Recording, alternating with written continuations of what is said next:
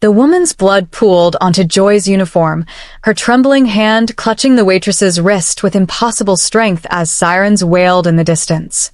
"Please," she whispered in broken English, her designer coat torn and muddy, "don't let me die here." Joy didn't know that saving this stranger would put a target on her back, awaken an obsession in the heart of Seoul's most dangerous man, and bind her to a world where love was as lethal as betrayal. Welcome to Afrokorea TV. Please like, share, and subscribe. The rain came down in sheets that November night, turning Seoul's streets into rivers of neon and shadow. Joy pulled her thin jacket tighter as she hurried from the restaurant, her feet aching after a double shift. The money tucked into her apron pocket wasn't much, but it would cover this week's rent in the tiny apartment she shared with 2 other foreign workers. She was thinking about hot tea and her warm bed when she heard it, a soft, pained gasp from the alley beside the convenience store. Most people would have kept walking. Seoul taught you that quickly. Mind your business, keep your head down, survive. But Joy's grandmother had raised her differently back in Lagos, had taught her that turning away from suffering made you less human. She stopped, peering into the darkness between buildings. The woman lay crumpled against the wall like a broken doll, her expensive clothes soaked through, blood seeping from somewhere Joy couldn't see. Her face was pale in the dim light, lips blue, but her eyes, sharp and intelligent, fixed on Joy with desperate hope. "Help me," the woman whispered in Korean, then switched to halting English when Joy knelt beside her. "Please, can't breathe." Joy's hands moved on instinct, checking for injuries, finding the knife wound in the woman's side. Not deep, but bleeding steadily.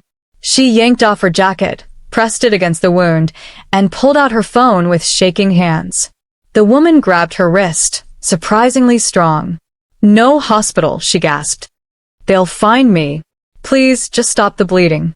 "You need a doctor," Joy insisted, but something in the woman's eyes, pure terror, made her hesitate. She'd seen that look before, on women fleeing bad situations, on people running from things worse than death. The next few minutes blurred together. Joy used her scarf as a bandage, applied pressure the way her cousin the nurse had taught her, talked to the woman in soothing tones to keep her conscious. The rain soaked through Joy's uniform, chilling her to the bone, but she didn't move. She stayed, one hand pressed against the wound, the other holding the woman's cold fingers. "What's your name?" the woman asked, her voice barely audible over the rain. Joy. "Joy Okafor." "Joy," the woman repeated, managing a weak smile. "Perfect name. You're saving my life, Joy." "Don't talk like that. You'll be fine." But the woman's eyes were already closing. Panic surged through Joy. She couldn't let this stranger die in a Seoul alley. She pulled out her phone again, called the ambulance despite the woman's protests, and held her close as they waited. The paramedics arrived within minutes, efficient and professional. They didn't ask many questions, just loaded the woman onto a stretcher and disappeared into the night. Joy stood alone in the rain, her uniform ruined, her jacket gone, blood on her hands that the rain couldn't quite wash away. She went home, showered until the water ran cold, and crawled into bed. Sleep didn't come. She kept seeing those intelligent eyes, kept feeling the woman's desperate grip on her wrist. Who was she running from? Why was she stabbed? Joy told herself it wasn't her business, that she'd done her part. She had no idea her part was just beginning.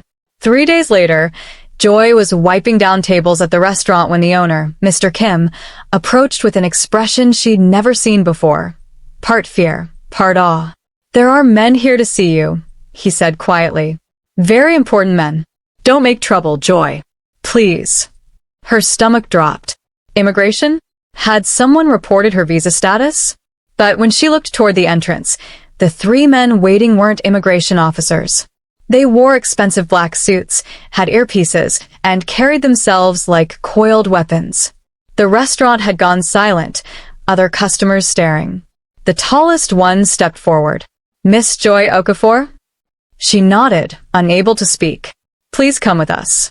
Someone wishes to thank you personally." "I'm working." "It's already handled," he said, and she realized Mr. Kim was nodding frantically, practically pushing her toward the door. Whatever was happening, refusing wasn't an option. The black SUV outside looked like something from a movie, all tinted windows and quiet power. Joy climbed in, her heart hammering. The interior smelled like leather and expensive cologne. They drove in silence through Seoul streets, heading toward Gangnam, toward the kind of buildings Joy only saw in dramas. They stopped at a private hospital, the kind without signs, where money bought discretion. Joy was escorted through marble hallways to a private room on the top floor. The door opened, and there she was, the woman from the alley, sitting up in bed, still pale but alive. Very alive. "Joy," she said warmly, reaching out both hands. "You came." They didn't really give me a choice," Joy admitted, then flushed. "I mean, I'm glad you're okay. I was worried. Sit, please." The woman gestured to the chair beside her bed. Up close, in better light, Joy could see she was probably in her 50s, beautiful in that way wealthy Korean women often were, elegant, refined, with kind eyes that had seen too much. "I am Kim Minaseo, and I owe you my life." Anyone would have. "No," Maseo interrupted gently. "Most people would have walked past. You stopped. You stayed in the rain, ruining your clothes, missing your rest, to help a stranger who couldn't even explain why she couldn't go to a hospital." She paused, her eyes growing distant. "The men who stabbed me, they wanted to send a message to my family. If you hadn't found me, if you hadn't stopped the bleeding, I would have died in that alley." Joy's mouth went dry. "Who would want to kill you?" Minaseo smiled sadly. "That's complicated. But you don't need to worry about that. You're under my protection now." She pressed a button, and one of the suited men entered, carrying a designer shopping bag. "This is a small token of my gratitude. Please accept it." Joy opened the bag to find clothes, expensive ones, still tagged, and an envelope. She pulled it out, opened it, and nearly dropped it. The stack of bills inside was more than she made in 6 months. "I can't accept this," she said immediately. "It's too much." "It's not nearly enough," Minaseo countered. "But it's a start. I also took the liberty of speaking to your employer. You'll be working at one of my family's restaurants now. Better hours, better pay, legal sponsorship for your visa." Joy's head spun. "Why would you do all this?" "Because you saved my life when you had no reason to. Because you're a good person in a world that desperately needs more of those." Minaseo reached out, squeezed Joy's hand. "And because I think fate brought you to me that night for a reason." Later that evening, Joy found herself in a restaurant that made her previous workplace look like a street stall. Crystal chandeliers, silk tablecloths, customers in designer clothes. Her new manager, a kind woman named Mrs. Park, showed her around with pride. "We're honored to have you," Mrs. Park said. "Mrs. Kim spoke very highly of you." Joy wanted to ask questions about who exactly Mrs. Kim was, why everyone seemed to fear and revere her, why saving one woman's life had turned her entire world upside down. But she kept quiet, focused on learning her new duties, and tried to ignore the way some of the other staff whispered when they thought she couldn't hear. The next few weeks passed in a blur of adjustment. The job was better in every way, the pay, the hours, the treatment. Joy sent money home to her mother in Lagos, finally able to breathe without constantly worrying about rent. She tried to put the strange encounter behind her, to just be grateful for the blessing. Then he walked in. It was a Thursday night, the restaurant moderately busy. Joy was taking an order from a table of businessmen when the air seemed to shift, charge, with sudden tension. Conversation died. Heads turned, and she looked up to see him standing in the entrance like he owned not just the restaurant, but the entire city. Baek Do-hyun was the most beautiful man Joy had ever seen, and the most terrifying. Tall, broad-shouldered, with sharp features that could have been carved from mice. His black suit probably cost more than her yearly salary. His dark eyes swept the room with casual authority, and people literally leaned away, creating space, showing deference. He wasn't alone. 2 men flanked him, bodyguards clearly, and a woman in a tight red dress clung to his arm, laughing at something he hadn't said. But he barely seemed to notice her. His attention was elsewhere, scanning, searching. Then his eyes found Joy. The world stopped. She felt it like a physical impact, his gaze locking onto her, intense and unwavering. For a moment that stretched into eternity, they just stared at each other across the restaurant. His expression didn't change, but something flickered in those dark eyes. Recognition? Curiosity? Hunger? Joy's breath caught. Her notepad slipped from nerveless fingers. She couldn't look away, couldn't move, caught in the gravity of his attention like a planet orbiting a black hole. Mr. Beck, Mrs. Park rushed over, bowing deeply. Your usual table is ready. Please, this way. He moved, finally breaking eye contact, and Joy could breathe again. But her hands shook as she bent to retrieve her notepad. What was that? Who was he? And why did she feel like her life had just changed again, in ways she couldn't begin to understand? The woman on his arm was beautiful, sophisticated, everything Joy wasn't. She watched them disappear into the private dining section, feeling an odd twist in her chest that might have been disappointment. That's Baek Do-hyun, one of the other waitresses whispered. Mrs. Kim's son. Owner of half of Gangnam, they say. Very powerful, very dangerous. And very, very taken. That's Yoon Ji-woo. She's been with him for months. Mrs. Kim's son. The woman Joy had saved was his mother.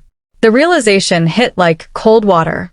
No wonder everyone had been so deferential, so careful. She hadn't just helped anyone. She'd saved the mother of one of Seoul's most powerful men. Don't stare at him, the waitress warned. Mr. Beck doesn't like attention. And his girlfriend gets jealous. Joy nodded, trying to focus on her work. But her skin prickled with awareness, knowing he was nearby, separated only by walls and curtains. She told herself to forget it, forget him, forget the way his eyes had pinned her in place. 30 minutes later, Mrs. Park appeared at her side, looking nervous. Joy, Mr. Beck has requested you specifically to serve his table. Her heart stopped. What? Why? I don't know. But you don't refuse, Mr. Beck. Come. Joy followed on shaking legs. The private dining room was elegant, intimate, expensive.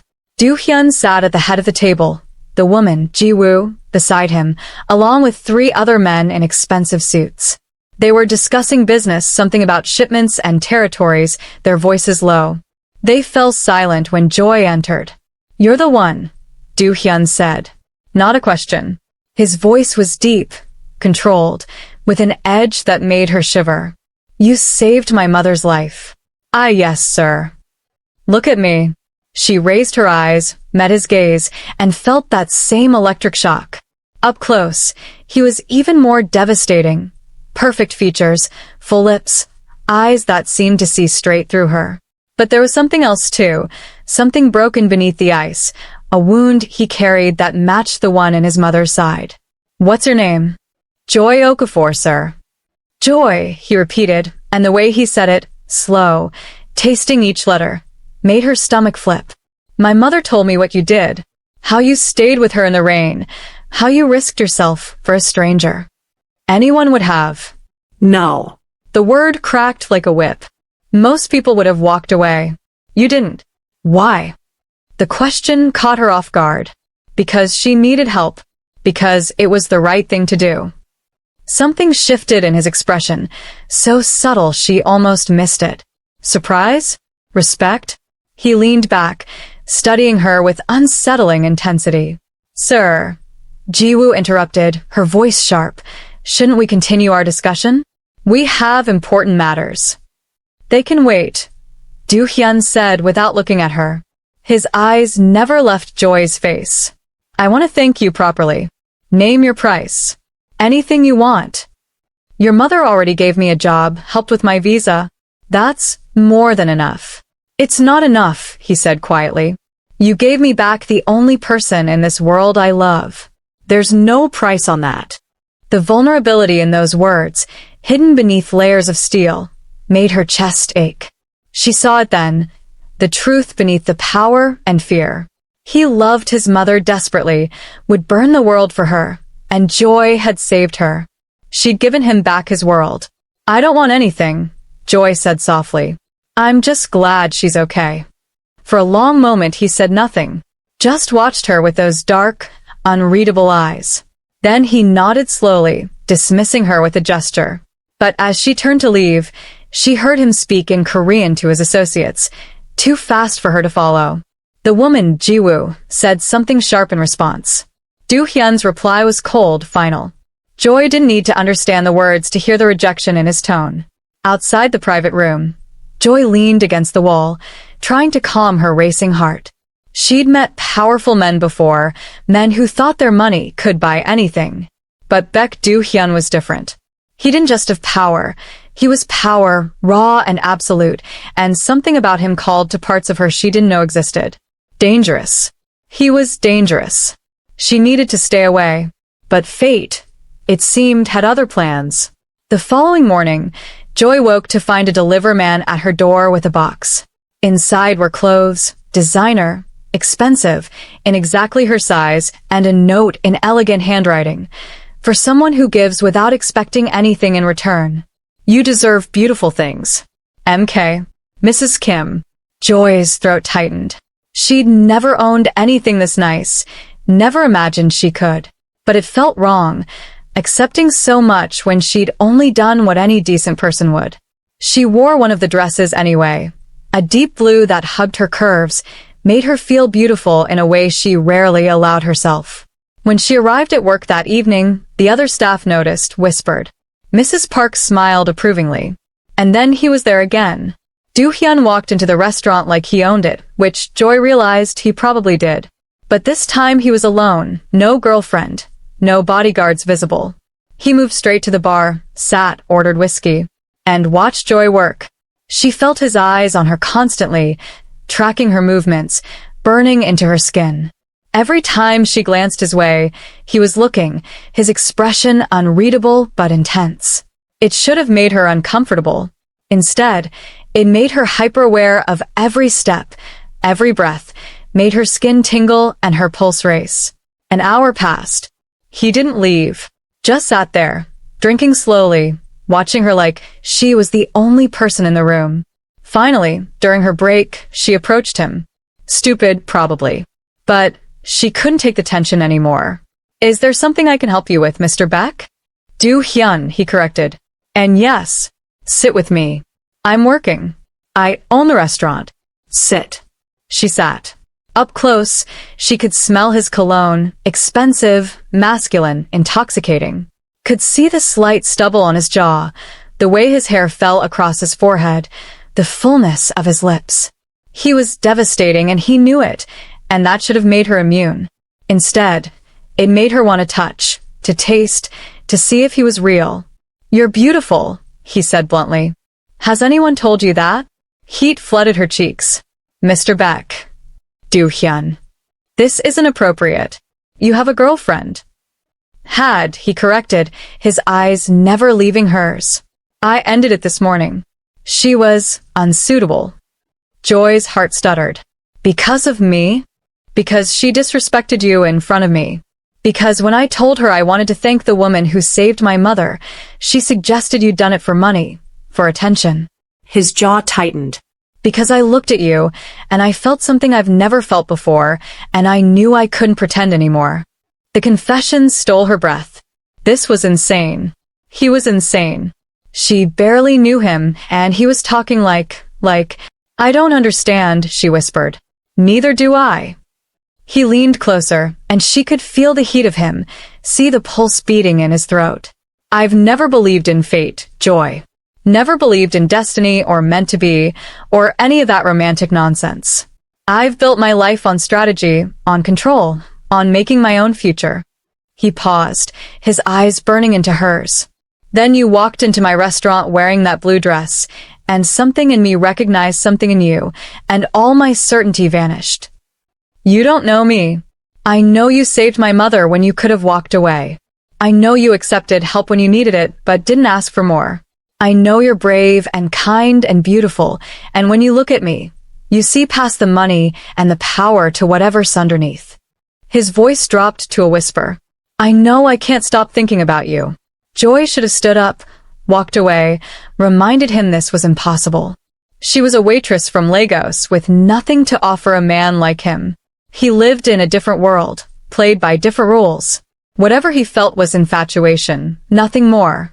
But when his hand covered hers on the bar, large and warm and careful, she didn't pull away. "I scare you," he said softly. "Yes." "Good.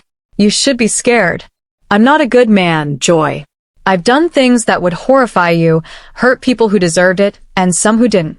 My world is dark and dangerous, and getting close to me puts a target on your back." He leaned even closer, his breath warm against her ear. "But I'm going to pursue you anyway. I'm going to court you, protect you, give you everything you deserve and more. And eventually, when you trust me enough, I'm going to make you mine in every way that matters." Her breath hitched. She should have been offended by his arrogance, his certainty. Instead, she felt liquid heat pool low in her belly, felt her body respond to the promise in his words. "What if I say no? Then I'll wait." His thumb stroked across her knuckles, sending sparks up her arm. "I'll wait as long as it takes. But I won't give up, Joy. You saved the only person I love, gave me back my reason for living. That creates a bond, a debt, something that can't be broken." His eyes met hers, dark and endless. "You're mine already. You just don't know it yet." The intensity of his words, the certainty, should have terrified her. Instead, it thrilled her in ways she didn't want to examine. "I have to get back to work," she said, pulling her hand away before she did something stupid. "Of course." He leaned back, giving her space but never breaking eye contact. "I'll be here when you're done. I'll drive you home." "That's not necessary." "It's necessary for me." The steel beneath the silk was back. "You're under my protection now, Joy. That means I make sure you get home safely. Don't argue." She wanted to insist she could take care of herself, that she didn't need some powerful man making decisions for her. But the look in his eyes, absolute, unshakable, told her arguing would be pointless. So she went back to work, acutely aware of him watching her every move. True to his word, he was waiting when her shift ended. The drive to her apartment should have been awkward. Instead, it was charged with tension, with awareness, with all the things neither of them was saying. His car was luxury incarnate, all leather and technology, and she felt completely out of place. "You don't belong in a neighborhood like this," he said when they pulled up to her building, his voice tight with disapproval. "It's what I can afford. Not anymore. I'll find you something better." "No." She turned to face him, forcing strength into her voice. "I appreciate everything you and your mother have done for me. But I'm not a charity case, Mr. Beck. I can take care of myself." Something flickered across his face. Respect, maybe, or challenge accepted. "Do Hyun," he corrected again. "And I never thought you were a charity case. But you deserve better than this, and I have the means to provide it. Why should you struggle when I can help?" "Because I need to do this myself. Because if I let you buy me a new apartment, new clothes, a new life, then what am I? Just another woman you purchased?" The words came out harsher than she intended, but they needed to be said. She'd seen it before. Rich men who thought their money could buy anything, including people. She refused to be bought. "You think that's what this is?" His voice was dangerously soft. "You think I'm trying to buy you? Aren't you?" He moved so fast she barely saw it. Suddenly in her space, his hand cupping her jaw, tilting her face up to meet his fierce gaze. "If I wanted to buy you, Joy, I would have offered you money that first night. Would have treated you like a transaction, a business deal. But I didn't. I offered gratitude, respect, and a genuine desire to improve your life, because you deserve it."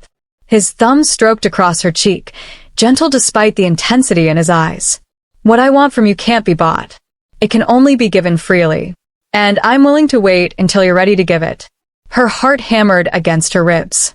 She should push him away, should run, should protect herself from whatever this was.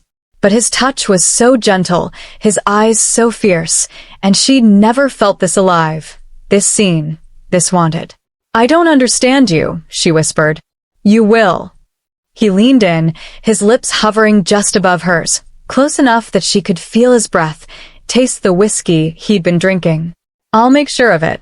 Then he pulled back, leaving her aching and confused. Go inside, Joy. Lock your door. I'll be here until I see your light turn on.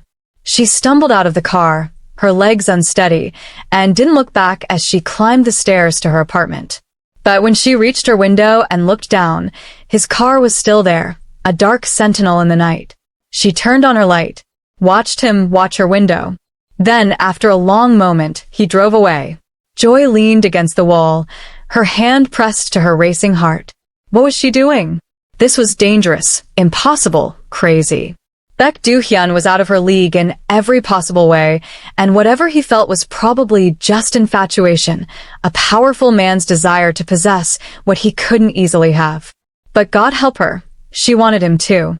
Wanted to know what it felt like to be protected by someone that powerful, desired by someone that intense, loved by someone that fierce. She was in so much trouble. The next morning, she woke to find a new phone on her doorstep, expensive, top of the line, with a single number programmed in. She knew who it was before she even checked. A text message waited. In case you need me, day or night for any reason, I'll come. DH. She should have returned it. Should have set boundaries, protected herself. Instead, she kept it, charged it, and carried it with her like a talisman. That evening at work, he was there again. And the next night. And the next. Always alone. Always watching, never demanding more than she was willing to give. But his presence was constant, protective, possessive in a way that should have bothered her, but didn't. He sent flowers to the restaurant, not roses, but orchids, exotic and beautiful. He had her favorite tea delivered to her apartment, somehow knowing she loved the cheap chai from the Indian store down the street.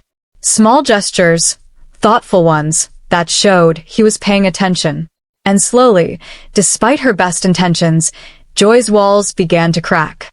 A week later, one of the other waitresses, Min-ji, who'd always been friendly, invited Joy out for drinks after work. Joy hesitated, but the idea of normal social interaction, of pretending her life wasn't being turned upside down by a powerful man's obsession, was too appealing to resist. The bar was crowded, loud, filled with young people looking for connection. Min-ji introduced Joy to her friends, and they welcomed her warmly, curious about the African woman who'd supposedly saved Mrs. Kim's life.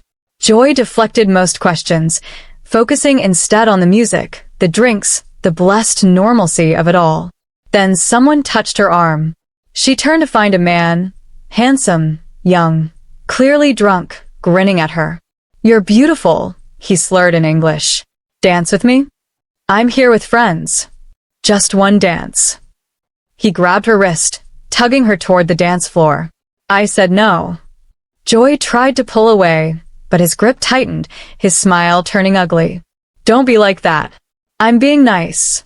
He never finished the sentence. Do-hyun appeared like a shadow made solid, his hand clamping around the drunk man's wrist with enough force to make him yelp and release Joy immediately. The temperature in the bar seemed to drop, conversation dying as people recognized the dangerous man who'd just arrived. She said no. Do-hyun said quietly, his voice soft as silk and cold as death. Are you deaf or just stupid? I was just... The drunk man stumbled backward, terror sobering him instantly. I'm sorry, I didn't know she was yours. Now you do. Do-hyun released him with a shove. Leave. If I see you near her again, I'll break more than your wrist. The man fled. The bar slowly returned to normal, but whispers followed. Did you see that? That's Baek Do-hyun. Who's the girl? Is she his girlfriend? Joy stood frozen, her wrist tingling where the drunk man had grabbed it, her entire body vibrating with adrenaline and something else. Do-hyun turned to her, his eyes scanning her from head to toe, checking for injury. Are you hurt? No. How did you know I was here? His jaw tightened. I have people watching you, keeping you safe. Anger flared, hot and bright. You're having me followed? Protected, he corrected. There's a difference. Not to me. She pushed past him, heading for the exit. She needed air, needed space, needed to think without his overwhelming presence scrambling her thoughts. He followed, of course. Caught her arm gently just outside the bar, turning her to face him. Let me go. No. His eyes burned in the streetlight. Not until you listen. My world is dangerous, Joy. The people who stabbed my mother, they're still out there. They know I'm interested in you, which makes you a target. I'm not having you followed because I don't trust you. I'm having you protected because I can't lose you. The raw honesty in his voice stole her anger, leaving confusion in its wake. You barely know me. I know enough. He stepped closer, crowding her against the wall, his body heat enveloping her. I know you're brave and kind and stubborn. I know you make me want things I've never wanted before, normal things like breakfast together and coming home to someone who gives a damn if I live or die. His hand came up, cupping her face with devastating gentleness. I know that when that bastard touched you, I wanted to kill him. Would have if you hadn't been watching. Her breath caught. She should have been horrified. Instead, she felt heat coil tighten her belly, felt her body respond to the possessive intensity in his eyes. This is crazy, she whispered. Yes. He leaned in, his forehead resting against hers, his breath mingling with hers.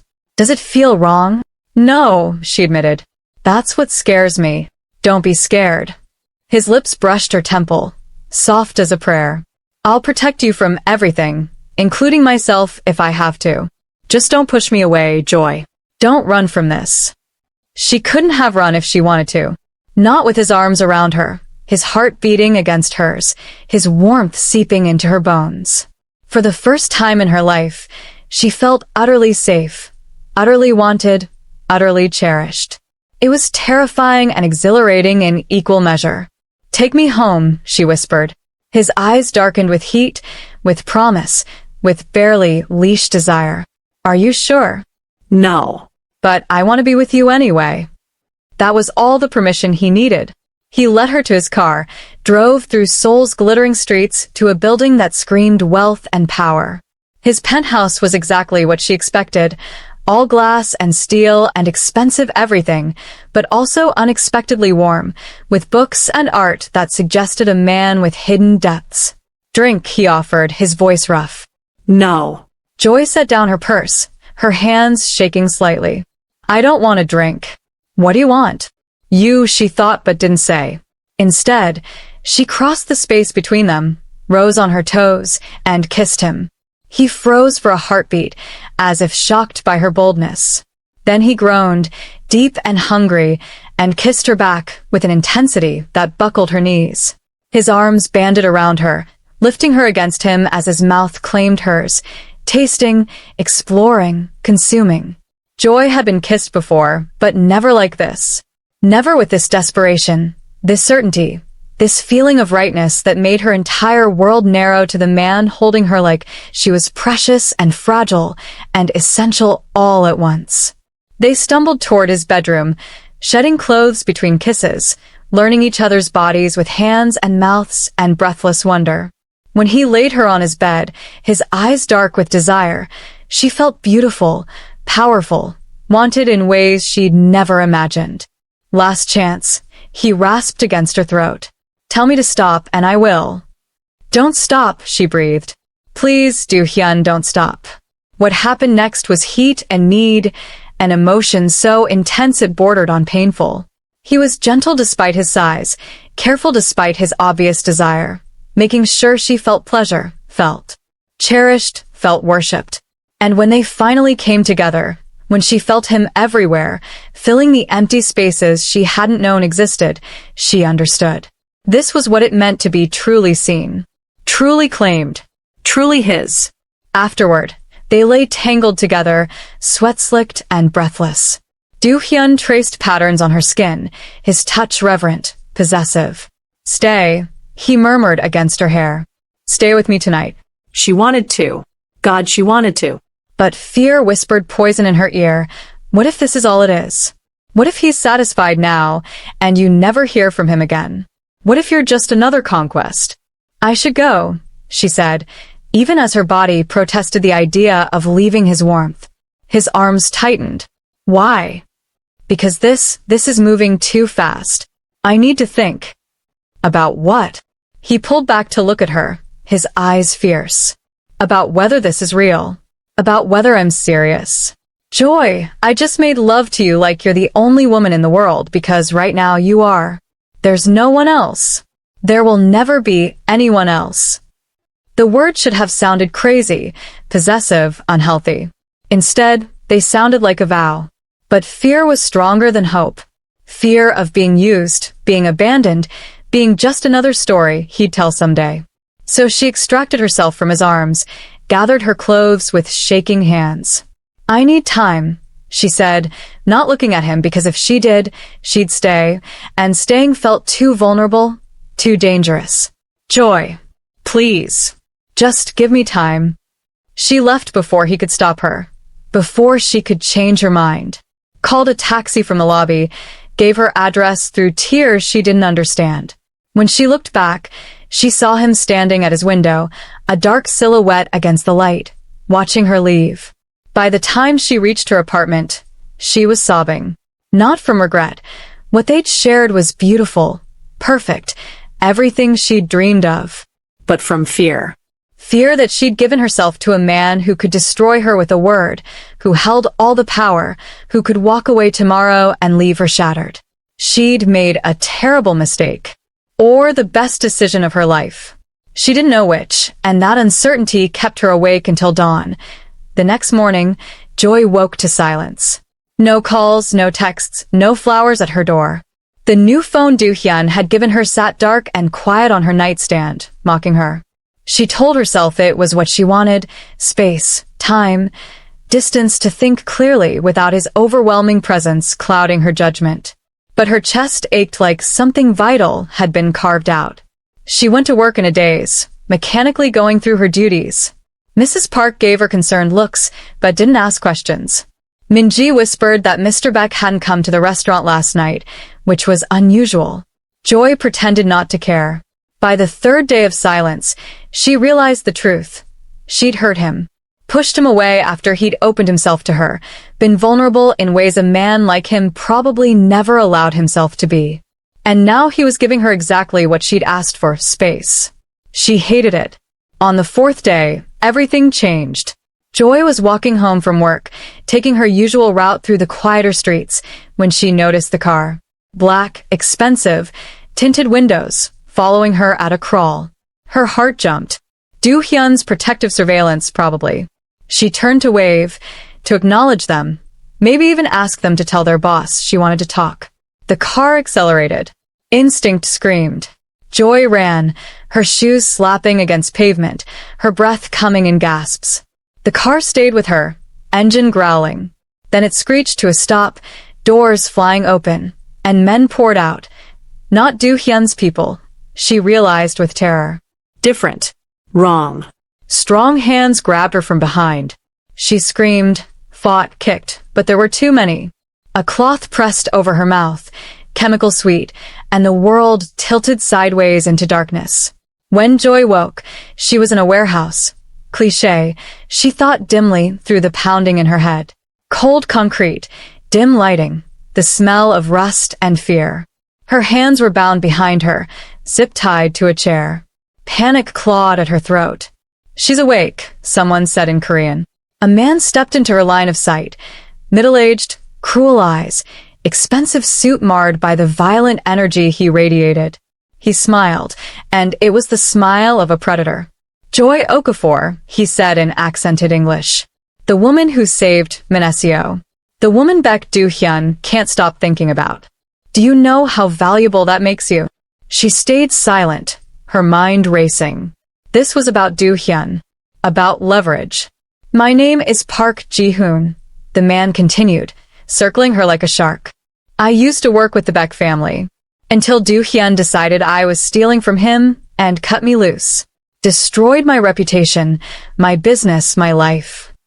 He leaned close, his breath hot on her face. So I stabbed his precious mother. Sent a message. But the bitch survived, thanks to you. Horror washed through her. This was the man who'd hurt Minesio, who'd wanted her to die in that alley. Do-hyun will come for me, she said, forcing strength into her voice. I'm counting on it. Ji-hoon straightened, pulled out a phone. In fact, I'm going to call him right now. Tell him exactly where you are and watch him choose between saving you and walking into a trap that will kill him. The phone rang. Once. Twice. What? Do-hyun's voice was cold, flat, dangerous even through the speaker. Hello, old friend, Ji-hoon said cheerfully. I have something of yours. Someone rather. Your pretty little African waitress. Want to hear her scream? Silence. Long enough that Joy wondered if he'd hung up. Then, in a voice that could freeze hell, if you've hurt her, I'll peel the skin from your body and make you eat it. Ji-hoon laughed. Still so dramatic. She's fine. For now. But that depends entirely on you, Do-hyun. You come alone to the address I'm about to send, unarmed, and I'll consider letting her live. You bring your people, you call the police, and I'll put a bullet in her pretty head and dump her in the river. Your choice. I'll be there in 20 minutes.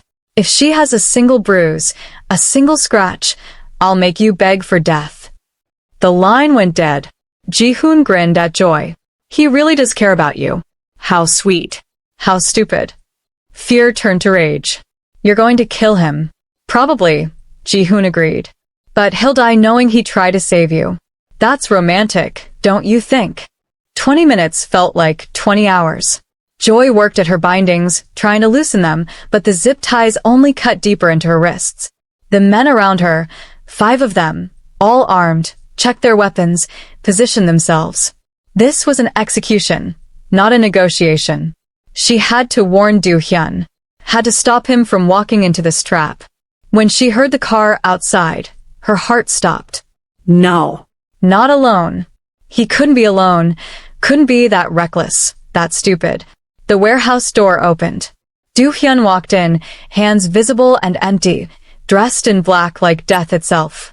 His eyes found Joy immediately, scanning her for injuries, and she saw his jaw clench when he spotted the zip ties, the fear on her face.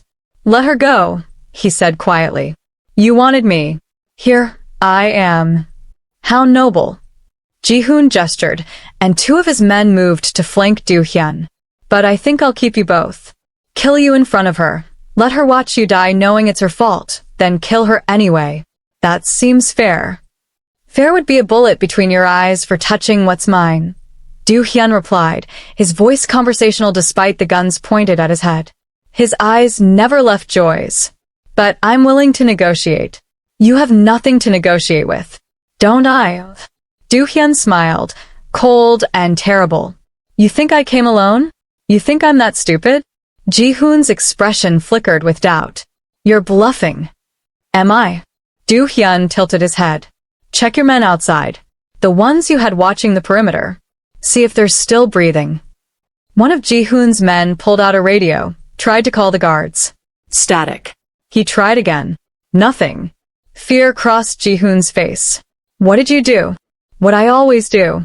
Prepared. Planned. Made sure that if you hurt her, you'd have nowhere to run, no one to help you, and a very painful death waiting. Do-hyun's eyes were black ice.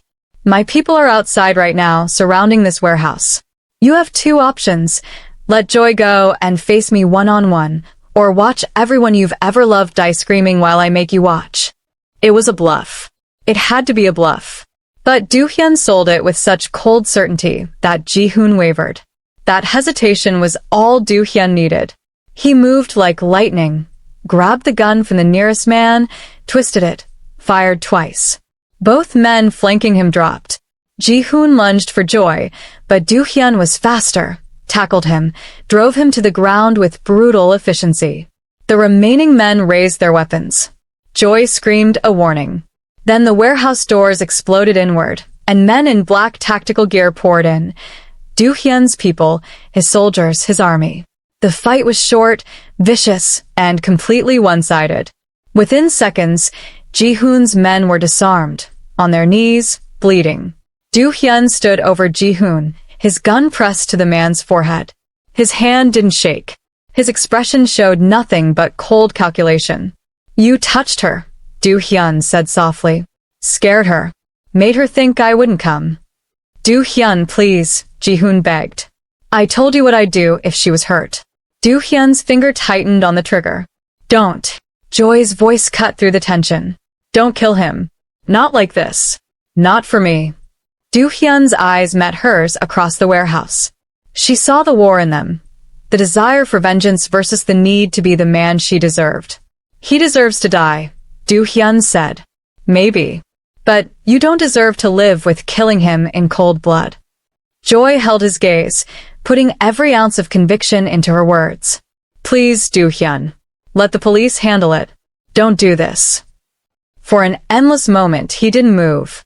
Then, slowly, he lowered the gun, stepped back, gestured to his men, who hauled Ji-hoon and his crew to their feet. You're right, Do-hyun said, his voice hollow. You're right. He crossed to Joy, pulled a knife from his belt, and cut her bindings with careful precision. The moment she was free, she threw herself into his arms, and he caught her, held her like she was the only solid thing in a world gone mad. I'm sorry, she sobbed into his chest. I'm so sorry I left. I'm sorry I pushed you away. I'm sorry. Sho. His hand stroked her hair, his body trembling almost as much as hers. You're safe. That's all that matters. You came for me. Always. He pulled back just enough to cup her face, his eyes fierce and wet. I will always come for you, Joy. Always.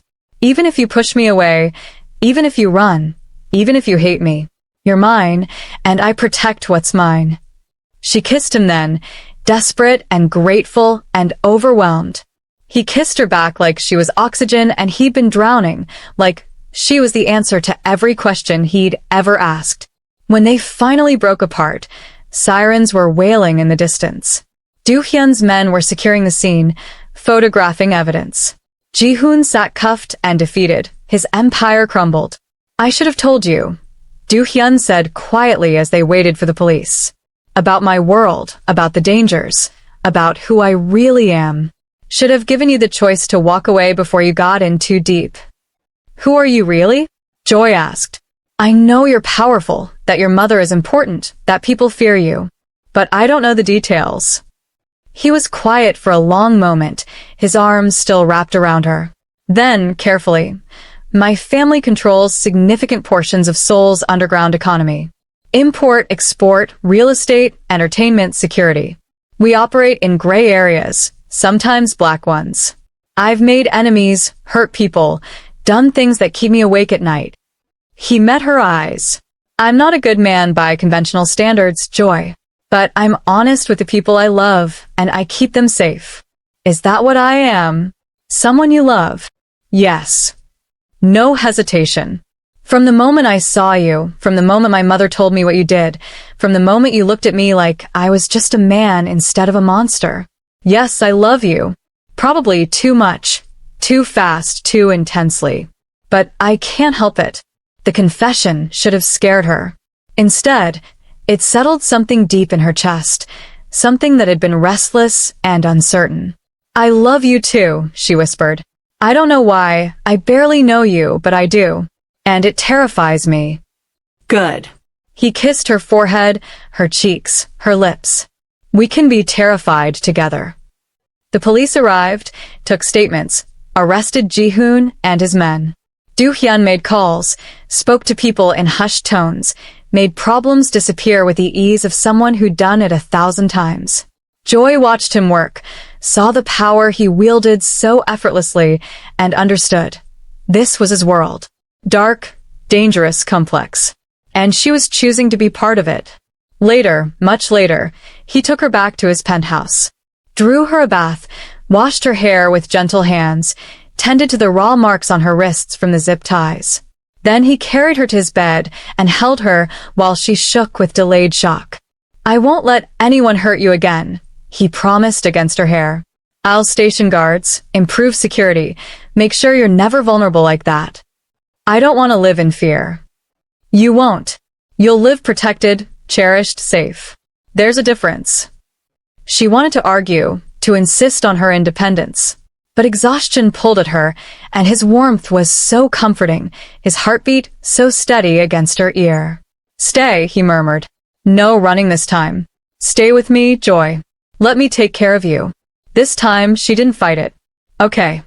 She felt him relax, felt the tension drain from his body. Okay, he echoed, like he couldn't quite believe it. They fell asleep tangled together, two broken people finding wholeness in each other's arms.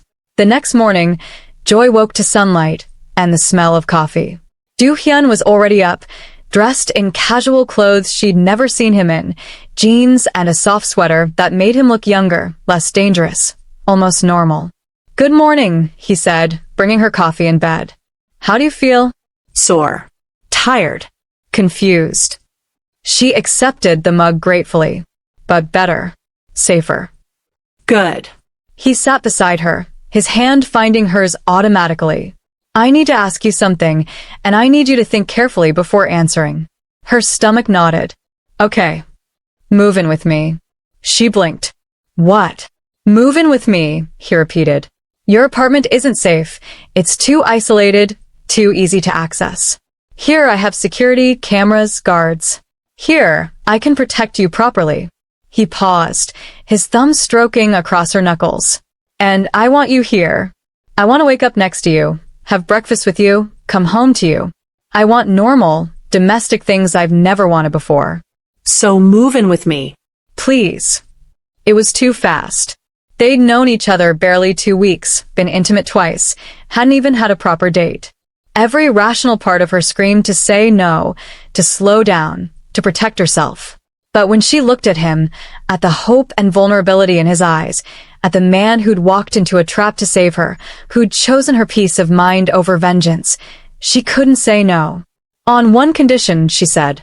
Anything. We do this properly. Dating, getting to know each other, building something real. Not just this intensity, this obsession. I need to know you, Do-hyun. All of you. The good, the bad, everything in between. Relief flooded his face. Deal.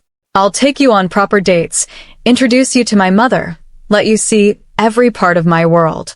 And in return, you let me see yours, your dreams, your fears, your past, everything that made you into the woman who stopped to help a dying stranger. Deal. He kissed her then, soft and sweet and full of promise. When he pulled back, he was smiling, a real smile, not the cold mask he showed the world. I'll have your things moved today. I can pack my own stuff. I know you can. But let me do this for you. Let me spoil you a little. You've been taking care of yourself for so long, Joy. Let me share the burden. There was something in his voice, a loneliness that matched her own, a need to be needed that she understood too well. So she nodded, let him take control of the logistics, and focused instead on the strange new reality of her life. She was moving in with Baek Do-hyun, the most dangerous man in Seoul. The man who loved her with an intensity that should have terrified her, but instead made her feel cherished, protected, essential. Her life would never be the same. The following days were a whirlwind. Do-hyun kept his promise, took her on proper dates to expensive restaurants where he asked about her childhood in Lagos, her dreams of traveling the world, her favorite books and movies. Introduced her to his mother, who cried and hugged Joy and thanked her over and over for saving her life and bringing light into her son's darkness. He's been different since he met you, Min-seo said privately, holding Joy's hands. Softer. Happier. I didn't think I'd ever see him smile like that again. Again? Joy asked. Min-seo's expression shadowed. His father died when he was young, murdered by rivals. Do-hyun had to grow up too fast, become hard too young, build walls to survive in our world. But you, she smiled through tears. You're breaking down those walls, giving him back his humanity. The weight of that responsibility should have crushed Joy. Instead, it settled onto her shoulders like purpose. She also met his inner circle, loyal men who'd known Do-hyun for years, who looked at Joy with curiosity and approval. They told her stories of his ruthlessness in business, his loyalty to his people, his absolute commitment to those he considered his. He'd burn the world for you, one of them said. We all see it. Never seen him like this, with anyone. Joy believed it. Saw it in the way Do-hyun looked at her, touched her, protected her. The guards now stationed discreetly around her weren't intrusive, just present, a constant reminder that she mattered to someone powerful enough to make her safety a priority. But not everything was perfect. There were whispers at work, about her moving in with the boss's son, about special treatment, about a waitress getting above herself. Some of the other staff turned cold, distant. Joy tried to ignore it, to focus on her work, but the isolation stung. Then there was the woman. Yoon Ji-woo, Do Hyun's ex, showed up at the restaurant one evening, beautiful and furious. She cornered Joy in the staff area, her eyes blazing. "You think you're special?" she hissed. "You think he actually loves you? You're a novelty, exotic, something different.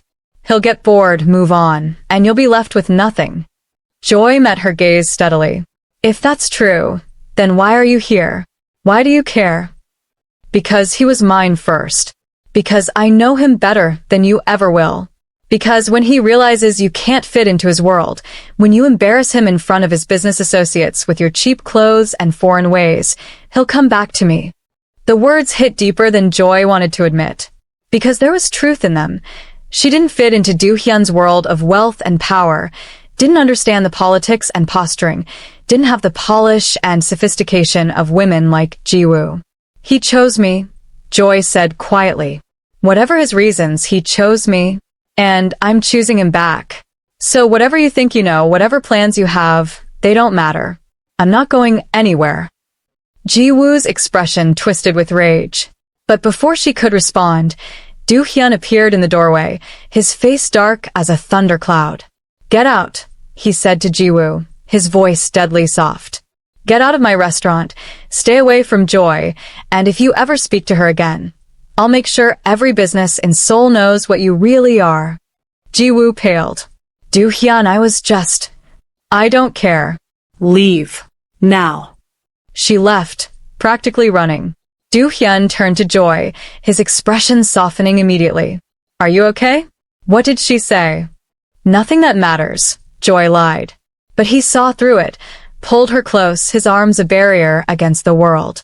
"Tell me." So she did. Told him about Ji-woo's words, about the insecurities they'd awakened, about her fear that maybe she really didn't belong in his world. "Listen to me," Do Hyun said fiercely, tilting her face up to meet his eyes. "Ji-woo is bitter and jealous and wrong. You don't need to fit into my world, Joy. You're creating a new world with me, one that's better than the one I had before. And anyone who can't see how extraordinary you are, how strong and brave and beautiful, isn't worth your time or worry." But what if she's right? What if I embarrass you? Impossible. He kissed her forehead, her cheeks, her lips. "You could never embarrass me. You make me proud of you, of us, of the man I'm becoming because of you. Don't let bitter women poison what we have. Promise me." "I promise," she whispered, letting his certainty chase away her doubts.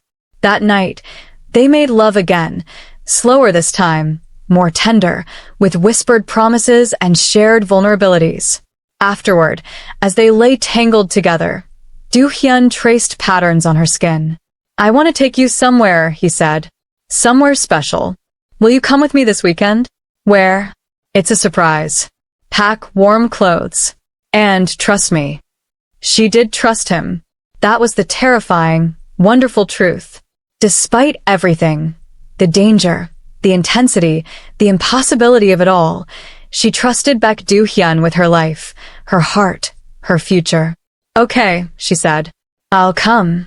He smiled against her hair, and she felt it, the rightness of this, the inevitability. They were building something real, something lasting, something worth fighting for. Whatever came next, they'd face it together. The weekend arrived cold and crisp, Seoul dressed in early winter beauty. Do Hyun drove them out of the city, into the mountains, to a traditional hanok that took Joy's breath away. Wood and stone and elegance, surrounded by forest, with views that stretched forever. "It was my grandfather's," Do Hyun explained as they walked through the peaceful grounds. "He built it as a refuge from the city, from business, from everything. My mother gave it to me when I took over the family operations. I've never brought anyone here before." The significance of that wasn't lost on Joy. This was his sanctuary, his private space, and he was sharing it with her. They spent the day exploring, walking forest trails, drinking tea on the veranda, talking about everything and nothing. Do-hyun told her about his childhood, about the pressure of being his father's heir, about the violence he'd witnessed too young. Joy shared her own stories, about growing up in Lagos, about her family's struggles, about the courage it took to leave everything behind and start over in a foreign country. "You're the bravest person I know," Do-hyun said as sunset painted the sky gold and pink. "Braver than me, definitely. I inherited my world. You built yours from nothing. I had help. Your mother, you people who showed kindness. After you showed kindness first. That's the difference, Joy. You give without expecting anything in return. You saved my mother for no reason except that it was right. That's why I love you. Not because you're beautiful, though you are. Not because you're exotic or different or any of the shallow things Jiwoo thinks. But because you're good, genuinely good, in a way I'd forgotten people could be." Tears pricked her eyes. "I love you too. So much it scares me sometimes." "Don't be scared." He pulled her close, his warmth chasing away the evening chill. "Be certain. Be sure. Be mine, completely and forever." "I am yours," she whispered. "I think I have been since that night in the rain." He kissed her as the sun set, as the world turned gold and then dark, as stars emerged overhead. And Joy felt it, the shift from uncertain beginning to certain future, from maybe to always, from falling to fallen. She was in love with Baek Do-hyun, completely and irrevocably. And he loved her back with an intensity that would either save them both or destroy them. She was betting on salvation.